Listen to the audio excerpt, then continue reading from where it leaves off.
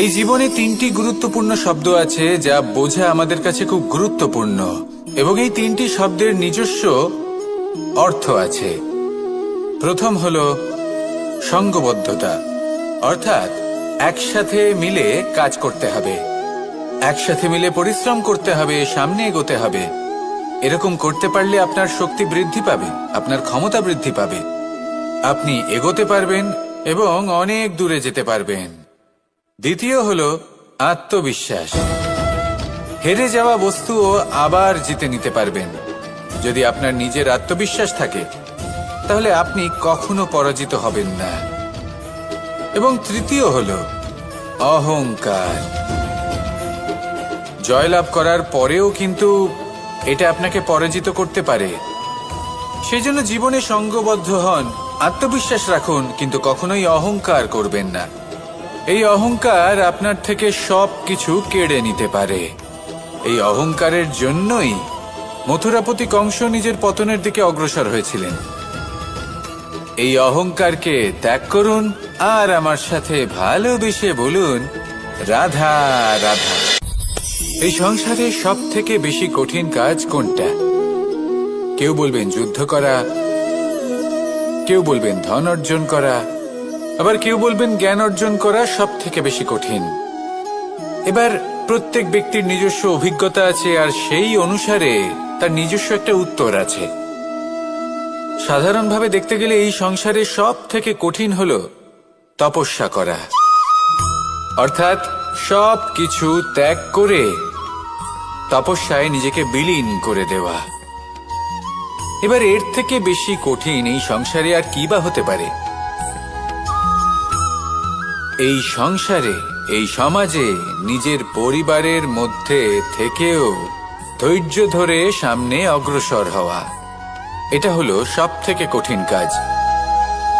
কারণ যখন আপনি তপস্যা করেন তখন সেখানে আপনার ধৈর্য ভাঙার মতো কেউ থাকেন না, না কোনো বন্ধু, না কোনো আত্মীয়, না কোনো শত্রু, কেউ না। কিন্তু যখন আপনি এই সমাজে, এই পরিবারে থাকেন, কোনো না কোনো ব্যক্তি এসে আপনার ধৈর্যের বাঁধ ভেঙে দেওয়ার ক্ষমতা রাখেন। তারা আপনার ধৈর্যের বাঁধ ভেঙে দেয়, আর কখনো কখনো তারা অনিচ্ছাকৃতভাবেই সেটা করে থাকেন। কারণ তাদের মানসিকতা আপনার থেকে আলাদা, তাদের কর্ম আপনার থেকে আলাদা, তাদের দৃষ্টিভঙ্গি আপনার থেকে আলাদা, জীবন যাপন আপনার থেকে আলাদা। সেক্ষেত্রে আপনি ধৈর্যচ্যুত হন, প্রসন্নতা আপনার থেকে ছিনিয়ে নেওয়া হয়। সেই জন্য এই সংসারে, এই পরিবারের থেকেও ধৈর্য ধরে সামনে অগ্রসর হওয়া কোনো পর্বতের শিখরে গিয়ে তপস্যা করার থেকেও অনেক বেশি কঠিন। আর যে ব্যক্তি এই সমাজেই, এই পরিবারে, সেই সকল মানুষের মধ্যে থেকে গিয়েও ধৈর্য ধরে অগ্রসর হতে থাকেন, যারা এই কাজটা শিখে নিতে পারেন, তারাই কিন্তু জীবনে আনন্দ লাভ করতে পারেন। এই ধৈর্যই শেষে আপনার জীবনে প্রসন্নতা বহন করে আনবে। তাই ধৈর্য ধরে জীবনের পথে অগ্রসর হন আর আমার সাথে ভালোবেসে বলুন, রাধা রাধা। আমরা যখনই কোনো গাছের চারা রোপণ করি তখন সবার আগে পরীক্ষা করে দেখি যে যেখানে আমরা চারা রোপণ করতে চলেছি সেখানকার মাটি আদৌ উর্বর কিনা, সেই মাটি সেই চারাকে বাড়তে সাহায্য করবে কিনা। যখন একটা চারা রোপণের আগে আমরা এত কিছু ভাবতে পারি, তাহলে কাউকে বিশ্বাস করার আগে আমরা কেন ভাবি না? জীবনে কখনো এই বিশ্বাসরূপী চারা কোথাও রোপণ করার আগে বোঝার চেষ্টা করুন যে যার ওপর আপনি বিশ্বাস করতে চলেছেন সে কি আদৌ আপনার বিশ্বাসের যোগ্য কি না। ভেবে দেখুন সেই ব্যক্তি ভবিষ্যতে গিয়ে আপনার বিশ্বাস ভাঙতে পারে কিনা। এটাও ভেবে দেখুন যে যাকে আপনি বিশ্বাস করতে চলেছেন তাকে আপনি বিশ্বাস করলে নিজের জীবনের উদ্দেশ্যে আপনি অগ্রসর হতে পারবেন কিনা। আর তার জন্য প্রয়োজন সঠিক সিদ্ধান্ত, পরখ করা, কোনটা উচিত কোনটা অনুচিত সেটা বোঝা। আর তাতে কিন্তু আপনি সন্দেহবাতিক হবেন না, তাতে আপনি আরো নিপুণ হয়ে উঠবেন। তাই যদি আপনি নিপুণ হয়ে উঠতে চান তাহলে বোঝার চেষ্টা করুন, পরখ করে দেখুন, কোনটা উচিত কোনটা অনুচিত বুঝুন। আর বিশ্বাস তখনই করুন যখন আপনি 100% নিশ্চিত হবেন যে সে বিশ্বাসের যোগ্য। আসুন আমার সাথে ভালোবেসে বলুন, রাধা রাধা। রাধা কখনো কখনো আমার জন্য বড়ই সুগন্ধি আতর নিয়ে আসে, পারিজাত ফুলের মালা নিয়ে আসে আমার প্রসাধন করবে বলে, এবং আমার সব থেকে বেশি প্রিয় মাখন নিজে হাতে বানিয়ে আনে আমাকে নিজে হাতে খাইয়ে দেবে বলে, সবকিছু আমাকে প্রসন্ন করবে বলে। কিন্তু আপনি কখনো ভেবেছেন যে এই আতর কিভাবে বানানো হয়? সহস্র ফুলের পাপড়ি একসাথে পিষে নিতে হয়, তারপরে তার থেকে যে রস নিঃসৃত হয় সেই রস দ্বারাই আতর তৈরি হয়। অনেক সংখ্যক ফুলকে অসীম যন্ত্রণা ভোগ করতে হয়, তবে তারা আমার প্রসাধন সামগ্রী হয়ে উঠতে পারে। দুধ থেকে মাখন তৈরি করার জন্য কতটা পরিমাণ মন্থন সহ্য করতে হয় সেটা আপনি জানেন।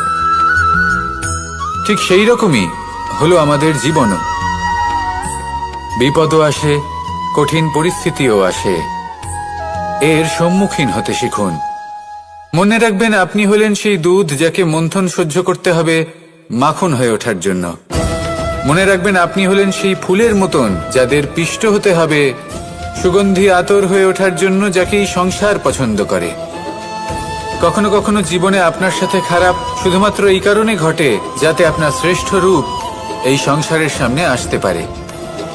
শুধুমাত্র কঠিন পরিস্থিতি এবং বিপদকে একটা সুযোগ হিসেবে দেখার চেষ্টা করুন। আপনার জন্য এই সংসার বদলে যাবে, সংসারকে দেখার দৃষ্টিভঙ্গি পাল্টে যাবে, আপনার ভাগ্য পাল্টে যাবে, আর এই মন প্রসন্ন হয়ে বলবে, রাধা রাধা। পাশা নামক এই খেলাটি আপনারা নিশ্চয়ই খেলেছেন, না খেলে থাকলে দেখেছেন, আর যদি দেখেও না থাকেন তাহলে নিশ্চিত রূপে শুনেছেন। মহাভারতের এই মহাযুদ্ধ কোথাও না কোথাও এই পাশা নামক খেলার কারণে হয়েছিল। পাশার এই বিচিত্র খেলা, দান, এইসবের কারণে কেউ নিজের মাথায় রাজ মুকুট পরিধান করেছিলেন, আবার সেখানে পরাজিত হওয়ার জন্য কাউকে বনবাসও ভোগ করতে হয়েছিল। কিন্তু এই খেলা সমাপ্ত হওয়ার পরে সমস্ত ঘুঁটি আর এই পাশার ছক একই পুটলিতে স্থান পেল। এটাই হলো আমাদের জীবন। এই সংসারে আমরা জয় পরাজয়ের বিষয়ে এতটাই ভাবি, এত চিন্তা করি যে এই জীবনের খেলার আনন্দটাই উপভোগ করতে পারি না। আর অবশেষে কি হয়?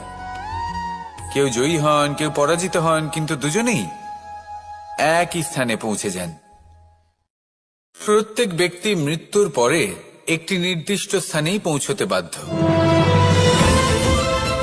কিন্তু ততক্ষণ এই জীবন, এই খেলা, তার আনন্দ উপভোগ করুন। এই সংসারে সেই ব্যক্তি শ্রেষ্ঠ স্থানে পৌঁছতে পেরেছেন যিনি এই সংসারকে প্রকাশ প্রদান করেছেন, যিনি কখনো জয় পরাজয় এ বিষয়ে ভাবেননি, শুধু এই জীবনের খেলার আনন্দ উপভোগ করেছেন। এটাই আপনিও করুন, আর আমার সাথে ভালোবেসে বলুন, রাধা রাধা। প্রত্যেক মানুষ নিজের জীবনে দুঃখ অনুভব করেন। প্রত্যেকের দুঃখ আলাদা হতে পারে। কারোর মনে এই দুঃখ থাকে যে সে তার বাবা মায়ের সব ইচ্ছে পূরণ করতে পারেননি। কেউ এটা ভেবে দুঃখ পান যে সে চিরকাল সদাচার করেছেন, সৎকর্ম করেছেন, কিন্তু তাও তাকে দুরাচারী বলে মনে করা হয়। কেউ এটা ভেবেও দুঃখ পান যে তার সামনে যে ব্যক্তি রয়েছেন তার চোখে তিনি শত্রু হয়ে উঠেছেন বা দুষ্ট হয়ে উঠেছেন, যেখানে তিনি হয়তো কোনো অনুচিত কাজই করেননি। এবার এই সমস্ত বিষয় নিয়ে ভেবে নিজের ব্যক্তিত্ব নিয়ে সন্দেহ প্রকাশ করবেন না। যদি নিজের ব্যক্তিত্ব নিয়ে কোনো সন্দেহ থেকে থাকে তাহলে কর্ম সংক্রান্ত প্রশ্ন করুন যে আপনি যা করেছেন তাতে কি উচিত ছিল, কি অনুচিত ছিল। যেটা প্রয়োজন সেটা এটা বোঝার যে আপনার অন্তর্মন, আপনার বিবেক আপনাকে কি বলছে, আর আপনার অন্তর্মন আর আপনার বিবেক আপনাকে যেটা করতে বলবে শুধু সেটাই করুন। আর তারপরে এই সংসার কি বলবে, কি ভাববে সেসব নিয়ে ভাবতে যাবেন না, কারণ এই সংসার তো ঈশ্বরকেও প্রশ্ন করে থাকে, ঈশ্বরকেও দোষী মনে করে। কখনো কখনো যখন কোনো ঘটনা মানুষের ইচ্ছা অনুযায়ী ঘটে না, তখন মানুষ এটা বলে যে হে ঈশ্বর, আপনি আমার পাশে থাকলেন না, আপনি বড়ই কঠোর, এটা আপনার দোষ। যেখানে বেশিরভাগ সময় হয়তো সে নিজেই নিজের কর্মফল ভোগ করছে, আর কখনো কখনো ঈশ্বর হয়তো তার জন্য আরো ভালো কোনো পরিকল্পনা করে রেখেছেন, কিন্তু মানুষ সেটা বুঝতে পারে না। তাই দিনের শেষে যেটা প্রয়োজন সেটা হলো নিজের মনের কথা বুঝতে হবে। আপনার বিবেক কি বলছে শুধু সেটাই করুন আর সামনে এগোতে থাকুন। আমার সাথে ভালোবেসে বলুন, রাধা রাধা। পরিবর্তন, এটা হলো সৃষ্টির অমূল্য নিয়ম। এই সংসারে সবকিছু সময়ান্তরে পরিবর্তিত হয়, এই সময়ও পরিবর্তিত হয়। পরিবর্তন চিরকাল হয়ে এসেছে আর চিরকাল হতে থাকবে, কিন্তু এবার আমরা সেই পরিবর্তন কিভাবে লাভ করব যেটা আমাদের প্রয়োজন, যেটা আমরা চাই। আমরা জীবনে বিকাশ চাই। এই বিকাশ কিভাবে লাভ করতে পারি? এই প্রকৃতি কিন্তু আমাদের অত্যন্ত উত্তম উদাহরণ দিয়ে বুঝিয়েছে। একটি বিন্দুর উদাহরণ দিয়েছে যা ভবিষ্যতে একটা বিশাল নদীর আকার ধারণ করে। এটা কিভাবে হয়? মেঘ থেকে একটি বিন্দু ঝরে পড়ে সেই পর্বতের ওপর যেখানে হিম আছে। সেই হিমের সংস্পর্শে আসা মাত্র সেই বিন্দুর সাথে আরো বেশ কিছু বিন্দু যুক্ত হয়। তারপর তারা অগ্রসর হয়, আরো কিছু বিন্দু যুক্ত হয়, আস্তে আস্তে একটা ক্ষীণ ধারার রূপ ধারণ করে এবং সেটাই ভবিষ্যতে আরো এগোতে থাকে। অনেকটা যাওয়ার পর যখন অনেক সংখ্যক বিন্দু একসাথে যুক্ত হয় তখন সেটা বিশাল নদীর আকার ধারণ করে। এবার আমরা মানুষ বলে আমাদের সাথে এই নিয়মের অন্যথা হয় তা নয়। আমরাও এই প্রকৃতির অংশ, আমাদের ক্ষেত্রেও একই নিয়ম প্রযোজ্য। যখন পরিশ্রম করে অনেক সংখ্যক বিন্দু আমরা একত্রিত করব তখনই পরিবর্তনের নদী প্রবাহিত হবে। প্রয়োজন হলো নিরন্তর পরিশ্রম করা এবং ধৈর্য ধরা। এটা করতে থাকুন, জীবনে সবকিছু লাভ করতে পারবেন, কারণ প্রকৃতি আমাদের এটাই শিখিয়েছে।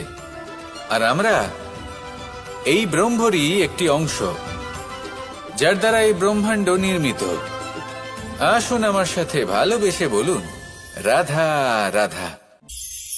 কখনো এই প্রকৃতির দিকে তাকিয়ে থাকবেন। এই প্রকৃতি অনেক ধরনের শিক্ষা দেয়। কোন একটা গাছকে দেখুন কিভাবে সে মাটি থেকে জল শুষে নেয়। সে ঝড় হোক বা হোক কড়া রোদ সব সহ্য করে এবং অবশেষে সে ফল ধারণ করে। আর সেই ফল উৎপন্ন করার পরে সে ফল কিন্তু সে নিজে গ্রহণ করে না, এই সংসারকে প্রদান করে, যাতে পশু পাখি মানুষ তারা এই ফল গ্রহণ করে শক্তিশালী হয়ে উঠতে পারে, সুস্থ থাকতে পারে। সেভাবেই নদী, সরোবর এরা নিজেরাও কিন্তু নিজেদের জল গ্রহণ করে না, মাটিকে প্রদান করে, পশু পাখিকে প্রদান করে। সূর্য নিজেও নিজের জন্য প্রজ্বলিত হয় না, সে প্রকাশ ছড়িয়ে দিতে চায় আমাদের সবার কাছে, সে আলো পৌঁছে দিতে চায়। এই প্রত্যেকের কর্মে পরমার্থ নিহিত আছে, আর সেই জন্যই এদের সকলকে পুজো করা হয়। তাই মনে রাখবেন, আপনার কাছে জীবন যাপনের অতিরিক্ত যা কিছুই আছে তা পরমার্থের জন্য। তাহলে তার সদ্ব্যবহার করুন আর আমার সাথে ভালোবেসে বলুন, রাধা রাধা। আমরা প্রত্যেকেই অবশ্যই এমন সময় দেখেছি যখন অনেকগুলো সমস্যা একসাথে আমাদের জীবনে এসে পড়ে। সমস্যা আমাদের প্রত্যেকের জীবনেই থাকে।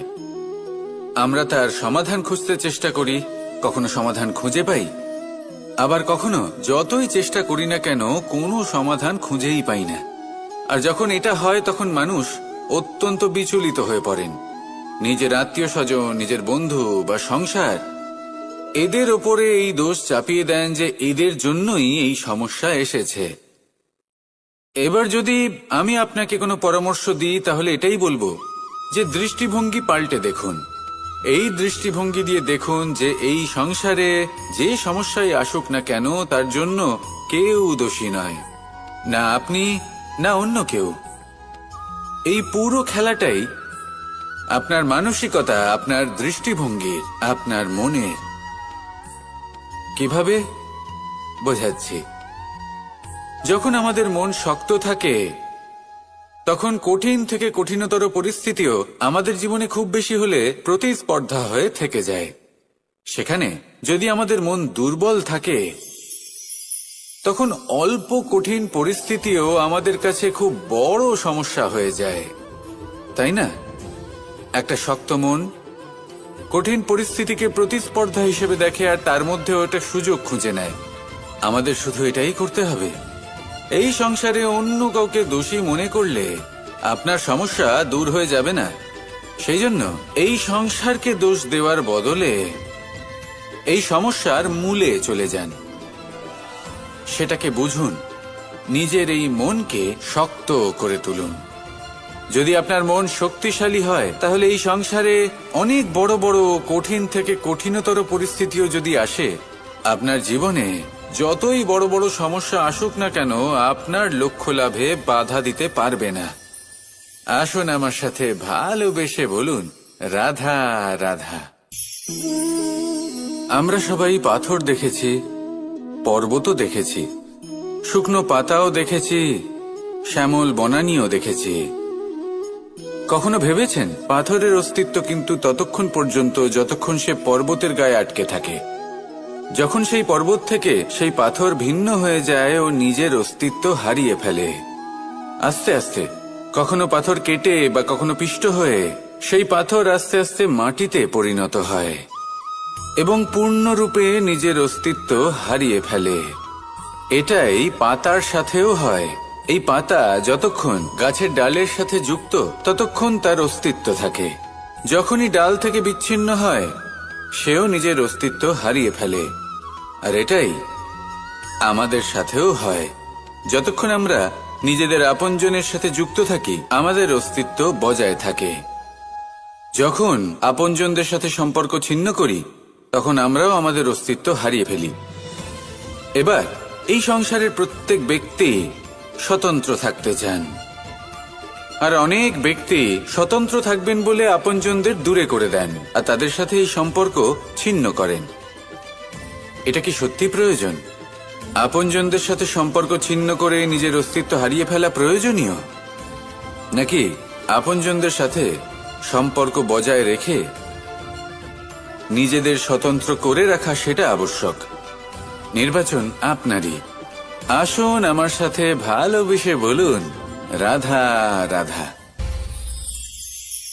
আপনি কি কখনো নৌকা যাত্রা করেছেন? করে না থাকলেও নিশ্চয়ই দেখেছেন যে এই জল যা নিজের অন্তরে সব কিছু সমাহিত করে নিতে পারে, এই নৌকা সেই জলের ওপরেই ভেসে থাকে।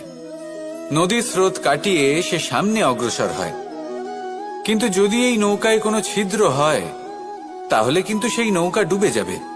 আর এতে কোনো তফাৎ হবে না যে সেই ছিদ্র ছোট নাকি বড়, নৌকা ডুবে যাবে। এই ছিদ্র হলো আমাদের জীবনে আমাদের অপগুণ, আমাদের দোষ, আমাদের বিকার।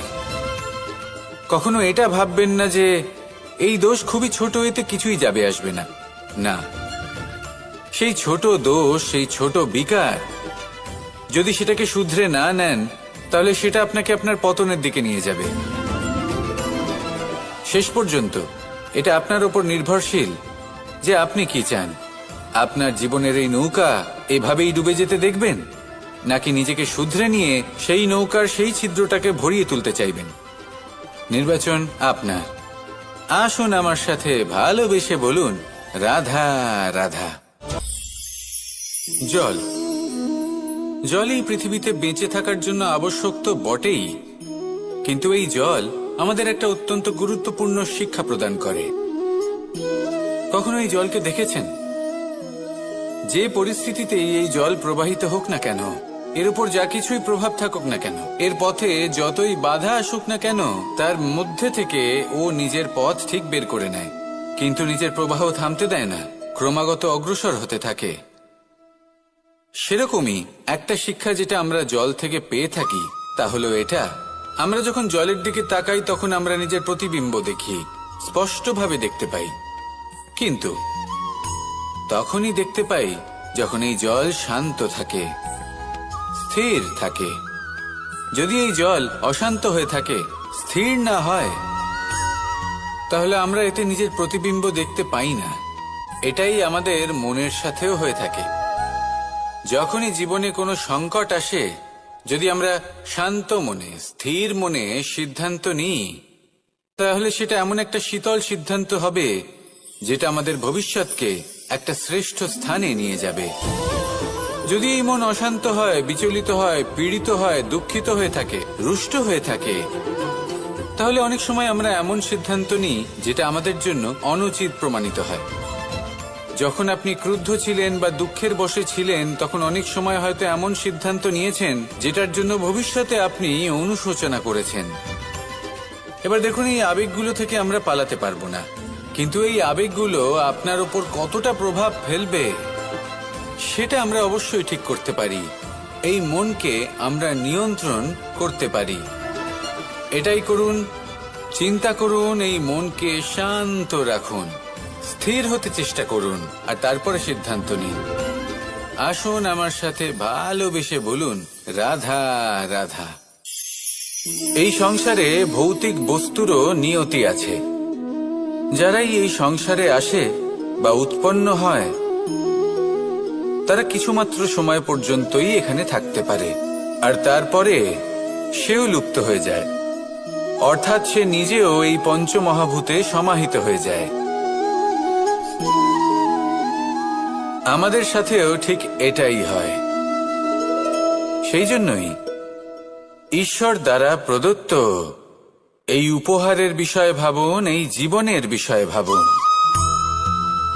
ঠিক যেমন বিশ্বাস ভঙ্গ হলে কোনো ব্যক্তি আমাদের কাছে অপরিচিত হয়ে যান, ঠিক সেরকমই শেষ নিঃশ্বাস ত্যাগের পর এই শরীরও আমাদের কাছে পরই হয়ে যায়।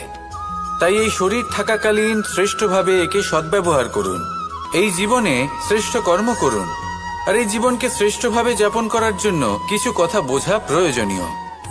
যদি আপনি কারোর প্রশংসা করেন, তাহলে পূর্ণ হৃদয় দিয়ে করুন। যদি আপনি হস্তক্ষেপ করে থাকেন, তাহলে মস্তিষ্ক দ্বারা করুন। যদি আপনি সমীক্ষা করেন, তাহলে বিবেক দ্বারা করুন। যদি আপনি ধন অর্জন করতে চান, তাহলে নীতি অনুসারে চলুন। যদি জীবনযাপন করতে চান, তাহলে রীতি মেনে করুন।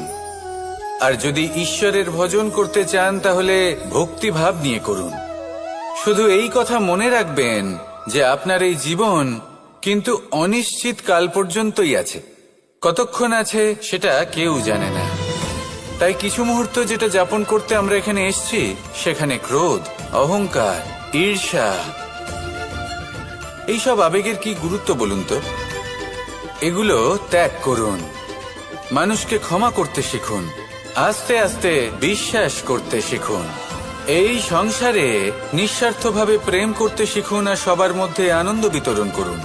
তাই এই সব গুণ যদি আপনি আত্মসাৎ করতে পারেন, তাহলে আপনার জীবনে শুধু আনন্দ এবং আনন্দই বিরাজমান হবে। আসুন আমার সাথে ভালোবেসে বলুন, রাধা রাধা। এবার কখনো কখনো জীবনে আমাদের মনে হয় যে চতুর্দিকে শুধুমাত্র অন্ধকারই হয়ে আছে। প্রত্যেকেরই তা কখনো মনে হয়। আর তখনই আমাদের নিরাশ হলে চলবে না, আমাদের দুঃখী হলে চলবে না। সেই সময় আমাদের খুঁজতে হবে নিজেদের আশেপাশে, চতুর্দিকে, আর কোথাও না কোথাও আমরা প্রকাশ অবশ্যই দেখতে পাব, আশার একটা কিরণ অবশ্যই দেখতে পাব। কেউ এমন একটা কর্ম করেন যেটা দেখে আমরা প্রেরিত হয়ে যাই, আর এমন কোনো কর্ম যদি আপনারা করেন, তাহলে সেই কর্ম আপনার মনকে প্রসন্ন ভাব, আনন্দ এবং ভালোবাসা দ্বারা ভরিয়ে তুলবে। আপনার অন্তরের সেই অন্ধকারের অন্ত করবে, দুঃখেরও অন্ত করবে। আর এই মন প্রসন্ন ভাব নিয়ে বলবে, রাধা রাধা। যদি কোনো সিংহ বানরের মতো গাছে চড়তে চেষ্টা করে, তাহলে কি হবে?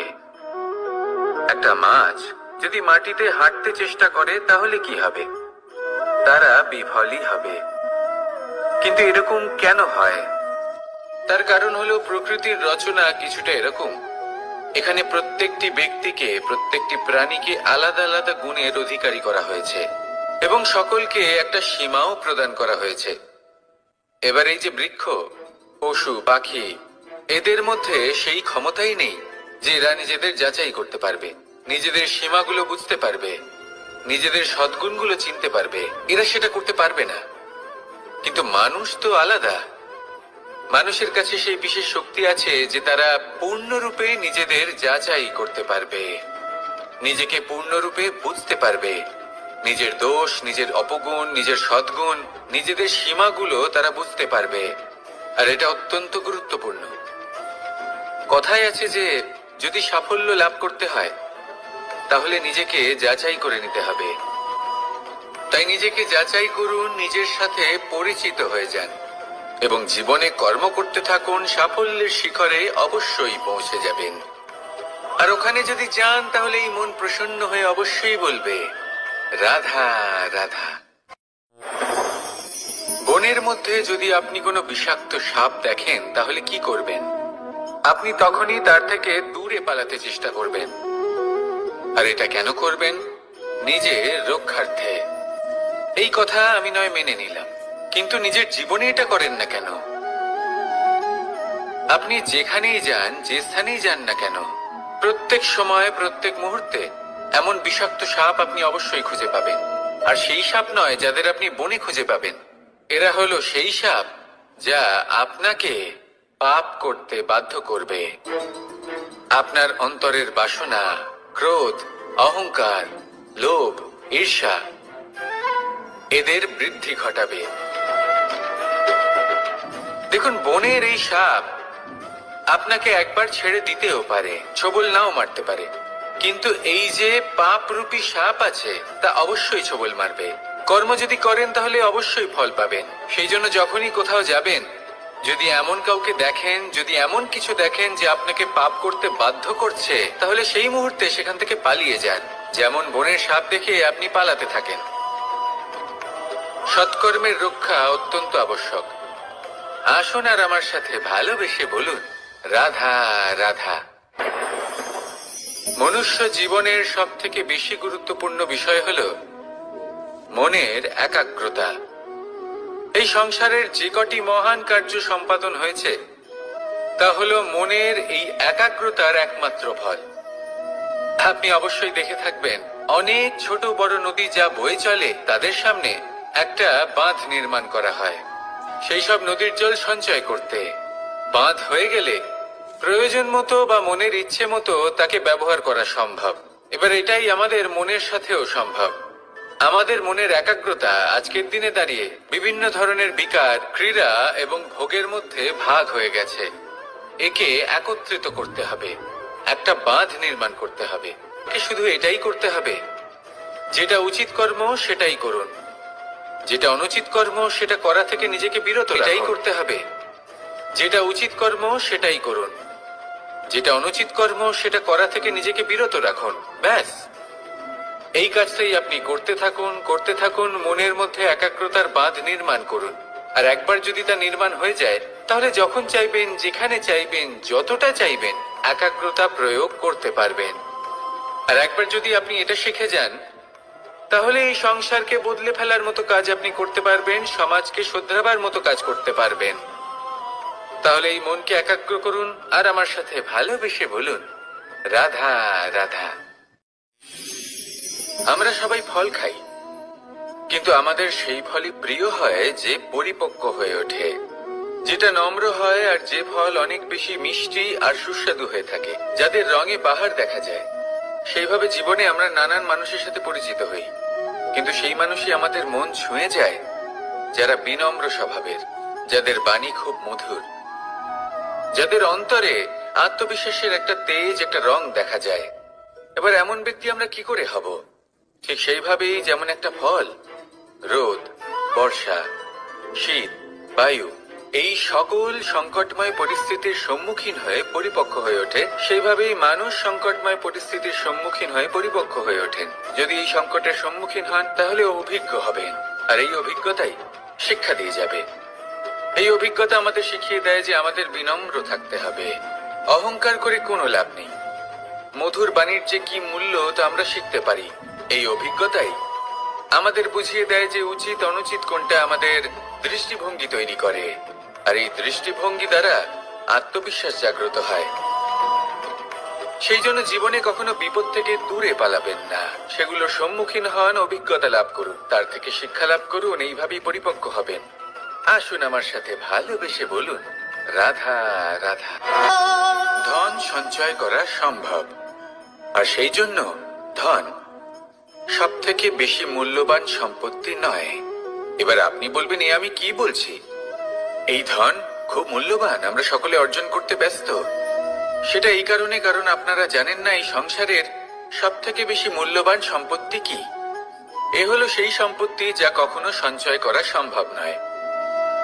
আপনার কাছে যতই ধন থাকুক তা দিয়ে আপনি স্বাস্থ্য লাভ করতে পারেন, বাড়ি কিনতে পারেন, আদি ইত্যাদি, কিন্তু আপনি যতই ধনী হন না কেন, ফেলে আসা দিনের একটা মুহূর্ত আপনি লাভ করতে পারবেন না। এই একটা মুহূর্ত, এই সময়, এটাই হলো সংসারের সব থেকে মূল্যবান সম্পত্তি।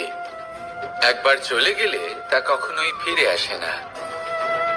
আর এই মুহূর্ত যতই চলে যাক না কেন, আমরা স্মৃতির মাধ্যমে সেগুলি যাপন করতে পারি, তার আনন্দ উপভোগ করতে পারি।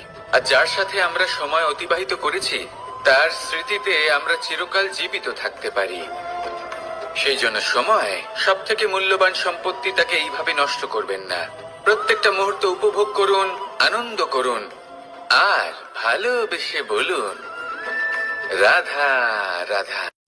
কনক, কি সুন্দর একটা শব্দ। এর অনেকগুলো রূপ রয়েছে, অনেকগুলো অর্থও রয়েছে। প্রথম অর্থ হলো স্বর্ণ, অর্থাৎ সম্পত্তি।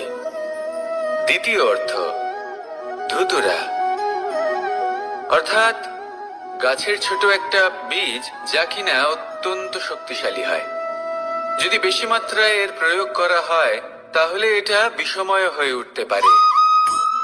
এই হলো সেই ধুতুরা যার প্রয়োগ মহাদেবের পুজোতে করা হয়। এবার প্রশ্ন হলো এটাই যে এই স্বর্ণ এবং এই ধুতুরার মধ্যে মিল কি রয়েছে। মিল হলো এটাই যে এই দুটোই মানুষকে মত্ত করে তোলে। ধুতুরা মানুষকে তখন মত্ত করে যখন তাকে সেবন করা হয়, কিন্তু স্বর্ণ, ধন, সম্পত্তি, মানুষ এটা যতটাই অর্জন করে নেয় সেটাই যথেষ্ট। এই স্বর্ণ মানুষের ভাবনা চিন্তা করার ক্ষমতাকে বশ করে ফেলে। মানুষ সম্পত্তির লোভে মত্ত হয়ে ওঠে, কারণ যে যত চমৎকারী, যতটা অমূল্য হয় তাকে সামলানো কিন্তু ততটাই কঠিন, তাই না? তাই মনে রাখবেন, ধন, স্বর্ণ, সম্পত্তি এগুলো ধুতুরার থেকেও অনেক বেশি বিষাক্ত হতে পারে। তাই এর ওপর আত্মসংযমের একটা কবচ পরিয়ে রাখবেন এবং বিবেকের শক্তির সাথে এগুলো প্রয়োগ করুন, তবেই কল্যাণ হবে। আসুন আমার সাথে ভালোবেসে বলুন, রাধা রাধা। রোগ যদি এসে থাকে তাহলে তার ওষুধও অবশ্যই আসে। সমস্যা যদি আসে তাহলে সেই সমস্যার সমাধানও নিজে থেকেই আমাদের কাছে চলেই আসে। এই সংসার, এই জীবনের শুধুমাত্র একটাই নিয়ম আছে, আর তা হলো এটাই, এই সংসার হলো একটা চক্রের মতো। এতে শাশ্বত বলে কিছু নেই, নিত্য বলে কিছু নেই, আর যা কিছুই রয়েছে সব বদলাতে চলেছে। যদি আপনার জীবনে দুঃখ থাকে, সমস্যা থাকে, যদি আপনি বিপদ দ্বারা আচ্ছন্ন, তাহলে মনে রাখবেন সবকিছু বদলে যেতে চলেছে। দুঃখের সময় কাঁদবেন না, মনকে আরো দুঃখী করে তুলবেন না, কারণ এখানে যা কিছুই এসেছে তা যাওয়ার জন্যই এসেছে। তাহলে এত চিন্তা কিসের? আনন্দ সহকারে জীবন যাপন করুন, আর আমার সাথে ভালোবেসে বলুন, রাধা রাধা। মানুষের জীবনে তিনটি গুণ অত্যন্ত প্রয়োজনীয়: শ্রদ্ধা, বিনম্রতা, যোগ্যতা। যদি জ্ঞান লাভ করতে চান শ্রদ্ধার প্রয়োজন, যদি মান লাভ করতে চান তাহলে স্বভাবে বিনম্র হওয়া প্রয়োজন, আর যদি মনোবাঞ্ছিত স্থান লাভ করতে চান তাহলে যোগ্যতার প্রয়োজন। বিষয়টা সহজ। শ্রদ্ধা আপনাকে জ্ঞান দেবে, নম্রতা আপনাকে মান, আর যোগ্যতা উচিত স্থান দেবে। কিন্তু যদি আপনি এই তিনটি গুণ সম্মিলিত করেন তাহলে এমন কিছু লাভ করবেন যা এই সব কিছুর থেকে অনেক ঊর্ধ্বে। সম্মান। আর এ হলো সেই সম্মান যা প্রত্যেক মানুষের নিজের জীবনে লাভ করতে চেষ্টা করা উচিত। কারণ এই হলো সেই সম্মান যার কারণে আপনি চলে যাওয়ার পরেও এই সংসার আপনাকে ভালোবাসবে আর মনে রাখবে। আসুন আমার সাথে ভালোবেসে বলুন, রাধা রাধা। জীবনে গতি অত্যন্ত গুরুত্বপূর্ণ, মতিও হলো গুরুত্বপূর্ণ, এবং তার থেকেও বেশি গুরুত্বপূর্ণ হলো সঙ্গতি। একটা জলের ফোঁটা, তার মধ্যে গতি থাকে, প্রকৃতির মধ্যে তা লাভ করার ইচ্ছে নিহিত থাকে। কিন্তু এই যে সঙ্গতি, তা নির্ধারিত করে যে এই জলের ফোঁটা ঝিনুকের মুখে পড়ে মুক্ততে পরিণত হবে নাকি বিষাক্ত সাপের মুখে পড়ে বিষে পরিণত হবে। এবার দেখুন, এই জঞ্জাল স্বর্ণকারের দোকানের সামনেও থাকে এবং জঞ্জাল একজন ব্যবসাদারের দোকানেও থাকে। কিন্তু জঞ্জাল যা স্বর্ণকারের দোকানে থাকে তা ব্যবসাদারের দোকানের জঞ্জালের থেকে অনেক বেশি মূল্যবান, কারণ তার মধ্যে সোনার কণার সঙ্গতি থাকে। সেই জন্য জীবনে সঙ্গতির উপর বিশেষ গুরুত্ব দেবেন। যেমন সঙ্গতি তেমনই আপনি হবেন। আসুন আমার সাথে ভালোবেসে বলুন, রাধা রাধা।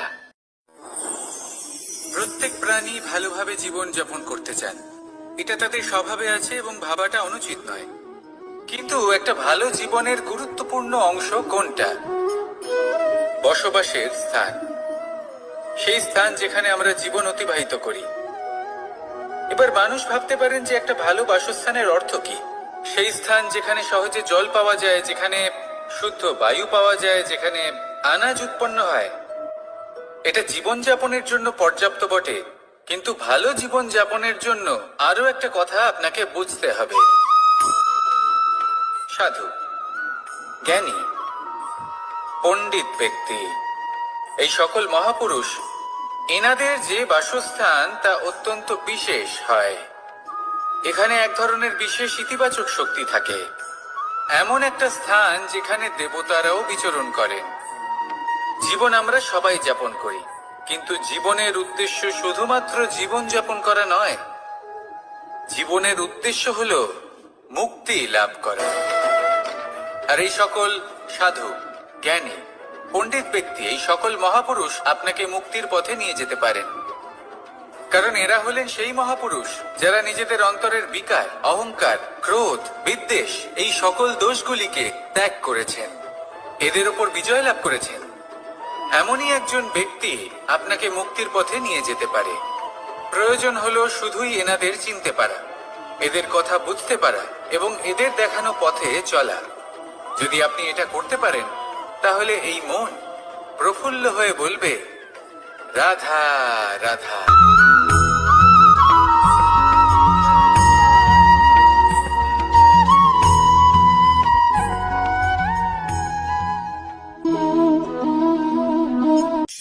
এই শুকনো পাতাটিকে দেখুন, নিষ্প্রাণ হয়ে পড়েছে। একটা গাছের ডালে ছিল, সেই গাছ ওর লালন পালন করত।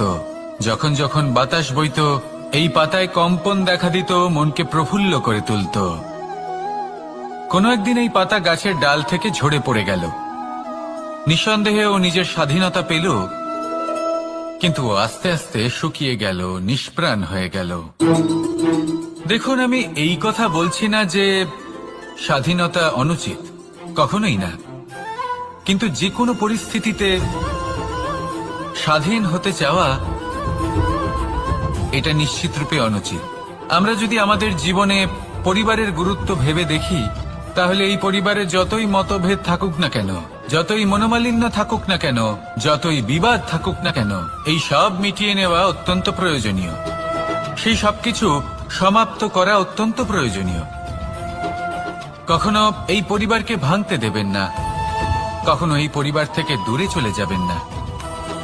এই পরিবার হলো আমাদের জীবনের একটা অমূল্য সম্পদ, অমূল্য এক আশ্রয়, যা এই সংসারে হয়তো কোথাও আপনি পাবেন না। তাই একে আগলে রাখুন। পরিবার সেই গাছ আসুন আমার সাথে ভালোবেসে বলুন রাধা। সেই গাছ, আসুন আমার সাথে ভালোবেসে বলুন রাধা রাধা।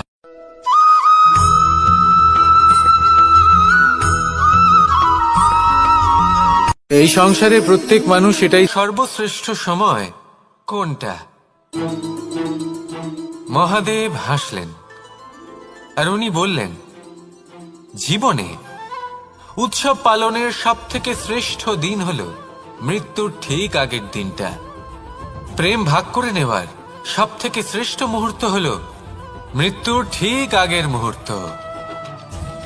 জীবনকে উপভোগ করে নেওয়ার সর্বশ্রেষ্ঠ প্রহর হল মৃত্যুর এক প্রহর পূর্বে। তখন আমি চমকে গেলাম। আমি বললাম, কিন্তু মহাদেব, মৃত্যু তো অনিশ্চিত, আমরা জানিও না কবে আমাদের মৃত্যু হবে। মহাদেব আবার হাসলেন। উনি বললেন যে যদি আমরা এভাবে জীবন কাটাই যে আমরা জীবনের প্রত্যেক দিন, প্রত্যেক মুহূর্ত, প্রত্যেক প্রহর শেষ বলে মনে করি, তাহলে আমাদের সমস্ত জীবন আনন্দের সাথেই অতিবাহিত হবে। কি বলেন?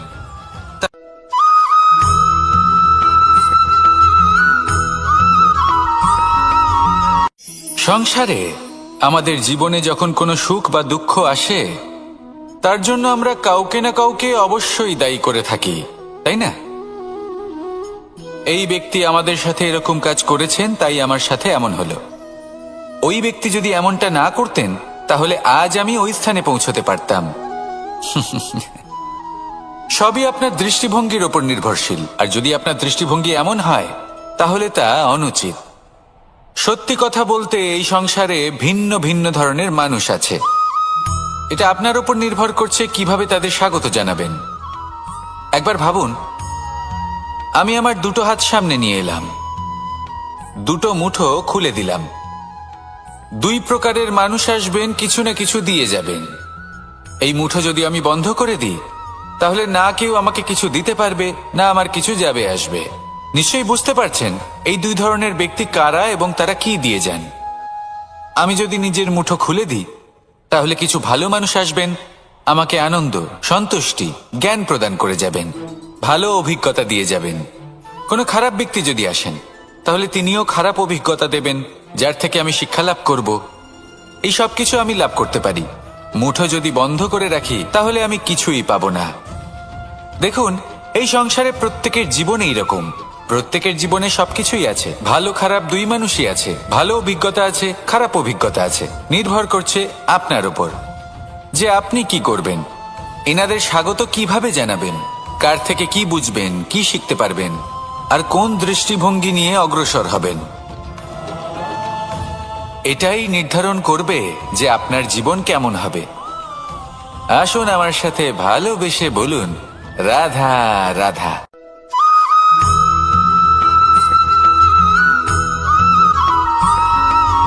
জীবনে অগ্রসর হওয়ার জন্য আমাদের কাকে প্রয়োজন হয়? মাতা পিতা, বন্ধু, প্রেম, সাহায্য, অর্থ, পরিশ্রম, আশা। ভিন্ন ভিন্ন মানুষ ভিন্ন ভিন্ন বিকল্প চয়ন করে। যদি আমি আপনাকে বলি, তাহলে জয় আর পরাজয়ের মন্ত্র দুটো শব্দের উপর নির্ভর করে, মেনে নেওয়া আর দৃঢ় হওয়া। যদি মেনে নেন, তাহলে হেরে যাবেন। যদি দৃঢ় হন, তাহলে নিশ্চিত রূপে জয়ী হবেন। যদি কখনো আপনি ক্লান্ত হয়ে ওঠেন, আপনি দুঃখী হন, পুরোপুরি ভেঙে পড়েছেন, তখন মেনে নেবেন না যে আপনি ভেঙে পড়েছেন, নয়তো হেরে যাবেন। তখন উল্টে স্থির করবেন যে যাই হয়ে যাক না কেন, আমি জয়ী হবই। আর আপনি দেখবেন যে জয় নিশ্চিত রূপে আপনার কাছেই আসবে। তাহলে এই কথা মনে রাখবেন আর আমার সাথে ভালোবেসে বলবেন রাধা রাধা।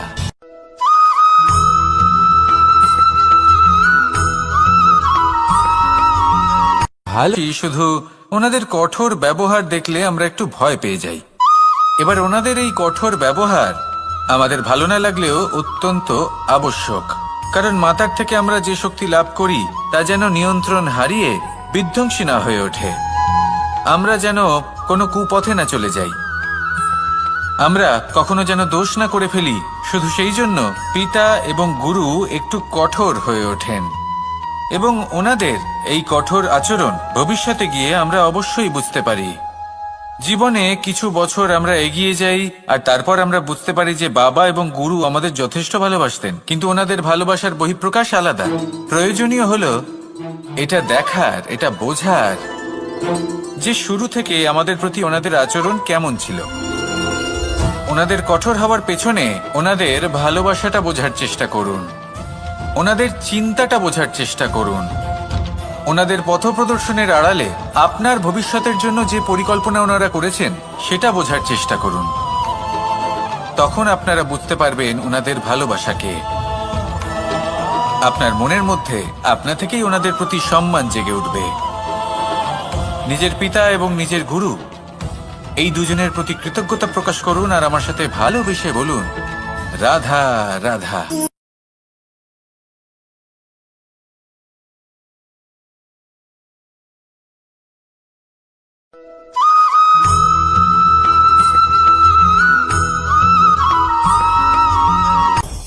আপনি কখনো পর্বতের শিখরে উঠেছেন? আপনি দেখতে পাবেন পর্বতের পদতলে প্রচুর সুন্দর ফুল রয়েছে, সবুজ বনানী রয়েছে। যত আপনি ওপরে উঠতে থাকবেন তত ফুল কমতে থাকবে, সবুজ বনানী কমতে থাকবে। আরো কিছুটা ওপরে উঠলে কাঁটা জাতীয় গাছ দেখতে পাবেন, শুকনো গাছ দেখতে পাবেন। আরো যদি ওপরে ওঠেন তাহলে পাষাণ দেখতে পাবেন। আরো ওপরে উঠলে হিমখণ্ড দেখতে পাবেন। এই যে পর্বত, তা মনুষ্য জীবনের সবথেকে উত্তম উদাহরণ। মানুষ যখন সাফল্যের শিখরে পৌঁছতে চান, মহানুভবতার শিখরে পৌঁছতে চান, পথে যত আস্তে আস্তে উপরে উঠতে থাকেন ততই ভৌতিক বস্তু তার থেকে বিচ্ছিন্ন হতে থাকে। যদি তিনি সেই ভৌতিক বস্তুগুলি ত্যাগ না করতে পারেন তাহলে কখনোই সেই স্থানে পৌঁছতে পারবেন না। আর মানুষ যদি উচিত ত্যাগ করতে পারেন, পথে অগ্রসর হতে থাকেন, এগোতে থাকেন, তাহলে একদিন না একদিন তিনি মহানুভবতার, জ্ঞানের, সাফল্যের হিমের স্বাদ অবশ্যই লাভ করবেন। মনে রাখবেন, মানব জীবনে ত্যাগ হলো অত্যন্ত গুরুত্বপূর্ণ অংশ। আসুন আমার সাথে ভালোবেসে বলুন, রাধা রাধা।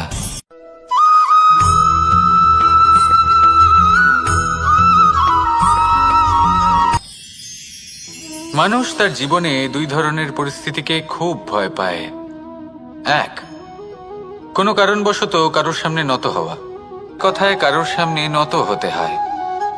কেন বারংবার নিজের চরিত্র থেকে চ্যুত হতে হয়? এরকম কেন হয়? এটা তখনই হয় যখন আমাদের শিক্ষা এবং মূল্যবোধের অভাব থাকে। যদি মানুষের মধ্যে প্রকৃত শিক্ষা থাকে তাহলে এই সংসারে কোনো সময় এবং কারোর সামনেই নত হওয়ার কোনো প্রয়োজন নেই। যদি মানুষের মধ্যে মূল্যবোধ থাকে তাহলে তাকে নিজের মূল্যবোধ বা চরিত্র থেকে বিচ্যুত হতে হয় না, তা সে যাই হয়ে যাক না কেন। কোনো বালককে যদি জন্ম থেকেই সুশিক্ষার অধিকারী করা হয়, শিক্ষিত করা হয়, মূল্যবোধের অধিকারী করা হয়, তবে সে এই সংসারে এমন কর্ম করবে যাতে সে নিজেকে, নিজের পরিবারকে, সমগ্র সমাজকে গর্বিত করতে পারে। শিক্ষা লাভ করুন, মূল্যবোধ লাভ করুন এবং আমার সাথে ভালোবেসে বলুন, রাধা রাধা।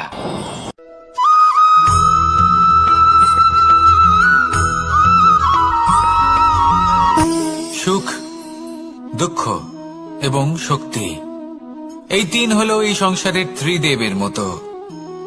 আমাদের জীবনে যা কিছু ঘটছে এই তিনটির ভিত্তির উপরেই হচ্ছে।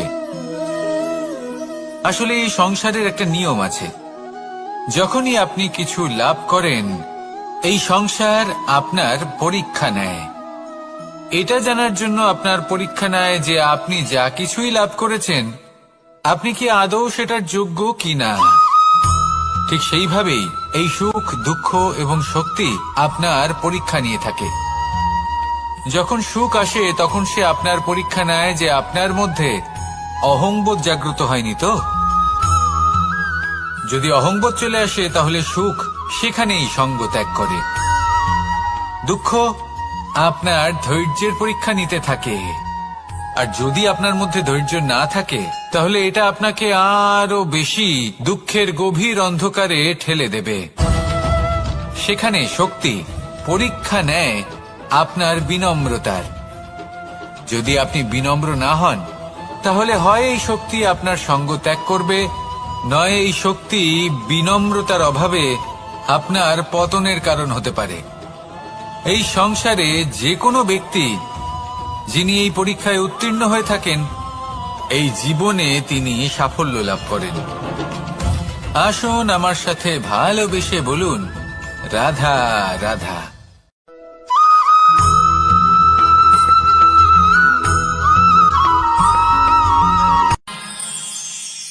আমরা সবাই সূর্যকে সম্মান কেন করি? কারণ আমরা জানি যে সন্ধেবেলা যখন সূর্যাস্ত হবে তখন শুধুমাত্র অন্ধকার বাকি থাকবে। ঠিক কিছুটা এরকমই হয় আমাদের মাতা পিতাও, যিনি আমাদের জন্ম দেন, আমাদের ভরণ পোষণ করেন, আমাদের বড় করেন, আমাদের প্রেম প্রদান করেন। কখনো কখনো তাদের মুখ থেকে কটু কথা নিঃসৃত হয়, আমাদের দুঃখ হয়, কিন্তু তখন আমাদের এটা বোঝা উচিত এগুলি নিঃসৃত হচ্ছে আমাদেরই মঙ্গলের জন্য।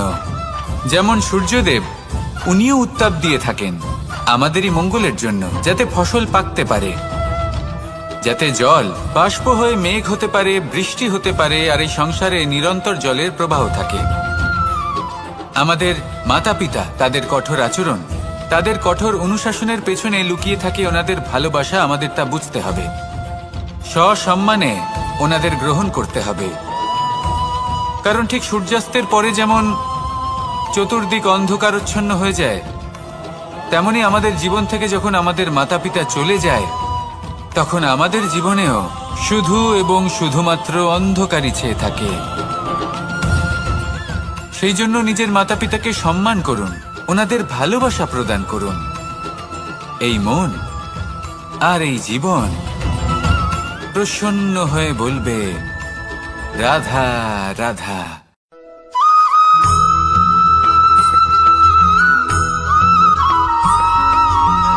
এই সংসারে সব থেকে বেশি কোমল বস্তু হলো রেশম। এই রেশম এতটাই কোমল হয় যে এর পুরো একটা থান শুধুমাত্র একটা হাতে ধরা সম্ভব। কখনো ভেবে দেখেছেন এই রেশম কিভাবে হয়? একটি কীট তার লালার দ্বারা উৎপন্ন হয়।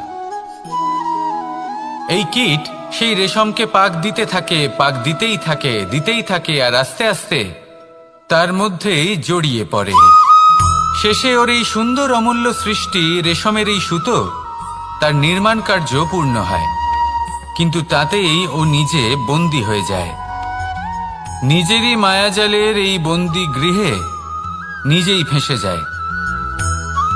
এবার এই সুতোকে ব্যবহারযোগ্য করে তোলার জন্য এই কীটগুলিকে এই কবচের সাথেই ফুটন্ত জলে ফেলে দেওয়া হয়। এই সংসারে যদি আমাদের স্বপ্ন এই সংসারের দুঃখ হরণ করার জন্য, এই সংসারে সুখ বিতরণ করার জন্য হয়, তবেই আমাদের প্রগতি সম্ভব। যদি আমাদের এই স্বপ্ন শুধুই আমাদের এবং আমাদের স্বার্থ সিদ্ধির জন্য হয়, তাহলে এই স্বপ্ন আমাদের অন্ধ করে দেবে, আমাদের অন্ধকারের পথে নিয়ে যাবে, আর আমরাও সেই কীটের মতো হয়ে যাব। নিজেদেরই মায়াজালে আমরা নিজেই ফেঁসে যাব, আর শেষে আমরা যদি কিছু লাভ করি তা হবে একাকিত্ব, অন্ধকারময় মৃত্যু। তাই স্বপ্ন অবশ্যই দেখুন, কিন্তু এমন ভাবে স্বপ্ন দেখবেন না যে তার এই বন্দিগৃহে আপনি নিজেই ফেঁসে গেলেন। স্বপ্ন দেখুন পরোপকারে।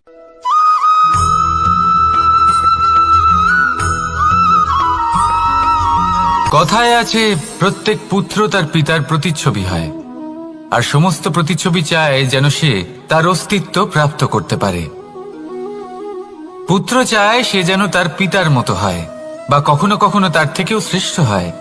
সেটা কোনো অনুচিত ব্যাপার নয়। অনুচিত তখন হয় যখন পুত্র নিজের পিতার মতো হবার স্বপ্ন পূরণ করতে গিয়ে বা তার থেকেও শ্রেষ্ঠ হওয়ার স্বপ্ন পূরণে অনুচিত পথের আশ্রয় নেয়। কারণ তারপরে সে তার পিতার গুণগুলি আত্মসাৎ করতে চায় না। সে শুধুই এটা চায় যে সংসারের চোখে যেন আমি শ্রেষ্ঠ প্রমাণিত হই, এটা অনুচিত। সংসারে এমন অনেক মানুষ আছেন যারা এই কারণে শ্রেষ্ঠ হওয়ার চেষ্টা করেন যাতে তার পরিবারের, তার পিতার সম্মান বৃদ্ধি পায়। এমনও মানুষ থাকেন, আর এটাই হলো পার্থক্য উদ্দেশ্যের। মনে রাখবেন, যদি আপনার উদ্দেশ্য শুভ হয় তাহলে পথও শুভ হবে, যদি আপনার উদ্দেশ্য অশুভ হয় তাহলে পথও অশুভ হবে। তাহলে নিজের পিতার মতো হবার চেষ্টা অবশ্যই করুন, তার থেকেও শ্রেষ্ঠ হওয়ার চেষ্টা অবশ্যই করুন, কিন্তু মনে রাখবেন আপনার সংকল্প আর আপনার উদ্দেশ্য এই দুই শুভ হওয়া উচিত। তাহলে আসুন আর আমার সাথে ভালোবেসে বলুন, রাধা রাধা।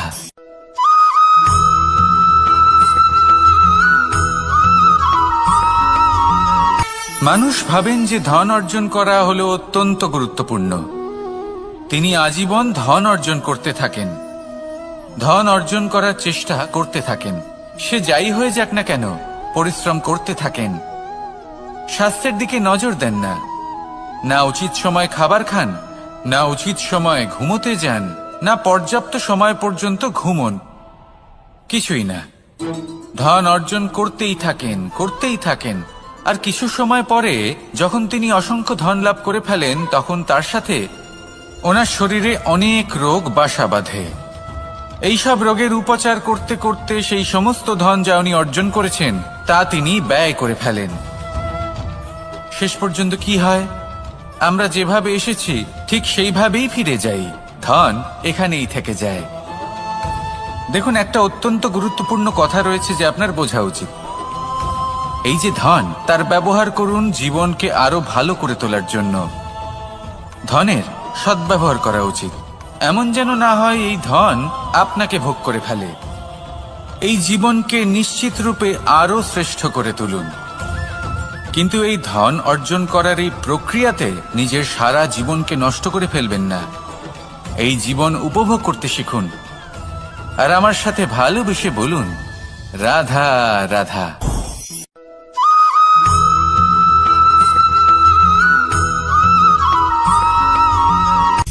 সূচের শেষে একটি ছিদ্র থাকে যার দ্বারা আমরা এই সুতো পরাতে পারি, আর তারপর সূচের সাহায্যে এই সুতো দিয়ে বস্ত্র সেলাই করা যায়।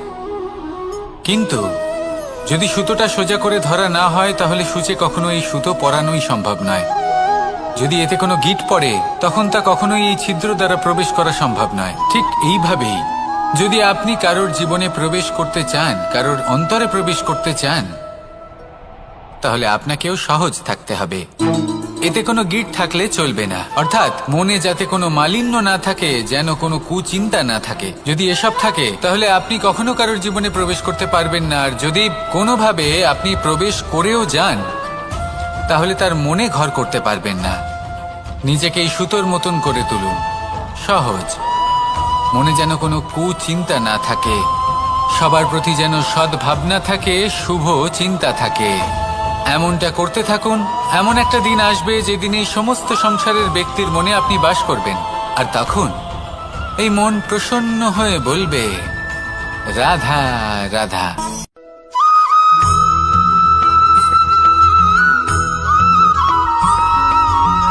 এবার অনেক সময় মানুষের মনে এরকম প্রশ্ন আসে যে এই সংসারে সবথেকে বড় বিপদ কি? কেউ বলে ধর্ম সংকট, আবার কেউ বলে প্রাণের উপর আসা সংকট। প্রত্যেক মানুষের জীবনে বিভিন্ন সংকট আসে, আর এই সমস্ত সংকট অত্যন্ত বিচিত্র হতে পারে। এই সমস্ত সংসার হলো সংকট দ্বারা পরিপূর্ণ। ঠিক আছে, আপনাকে একটা উদাহরণ দিই। একজন ধনী ব্যক্তি, এবার ওনার জীবনে সংকট কি হতে পারে? সংকট এটাই যে কেউ তার সম্পত্তি চুরি না করে নেয়, আমরা বুঝতে পারছি। এবার একজন চোর, তার জীবনে সংকট কি হতে পারে? যে চুরি করার সময় সে যদি তার একটা কাশি চাপতে না পারে তাহলে সে ধরা পড়ে যেতে পারে, ঠিক কিনা? আবার অনেক সময় এমনও হয় যে যার জন্য আমি সংকট, সেও আমার কাছে সংকট। যেমন এই পরিস্থিতিতে দেখুন, সংকট হলো সংকট, এ তো জীবনে থাকবে, কিন্তু এর সম্মুখীন কিভাবে হওয়া যায়? খুব সরল। সব এটার উপর নির্ভর করে, মনের উপর। এই মনকে নিয়ন্ত্রণ করলে সব ঠিক থাকবে। এবার যদি ধনী ব্যক্তি মনকে নিয়ন্ত্রণ করে ফেলেন, নিজের অর্থের